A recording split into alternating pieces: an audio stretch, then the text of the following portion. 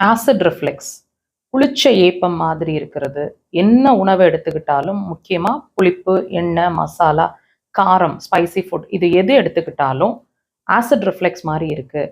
வயிறு ப்ளோட்டிங் ஆகிடுது, வயிறு கும்முன்னு இருக்கிற மாதிரி இருக்குது.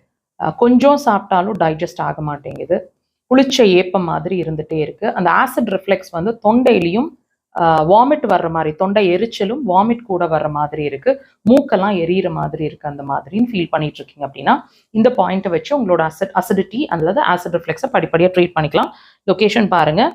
கால் பாதத்தில் பெருவிரல் இருக்குது இல்லைங்களா, பெருவிரலோட மெட்டி போடுற, அதாவது சுண்டு விரல் சைடில் அந்த பாயிண்ட் இருக்குது. நகக்கண் கிட்ட எக்ஸாக்டாக இருக்குங்க, மார்க் பண்ணியிருக்கிறாங்க. உடலை நோக்கி இப்படி ப்ரெஷருங்க, இது மாதிரி ப்ரெஷர், டீப் ப்ரெஷர்ஸ். விரல்கள்னா இப்படி clockwise direction, deep pressures. 2 கால்களையும் ப்ரெஷர் கொடுக்கணும். ஒரு நாளைக்கு 3லேருந்து 5 முறை, தேவைப்பட்டால் 10 முறை வரைக்கும் இன்டர்வல்ஸ்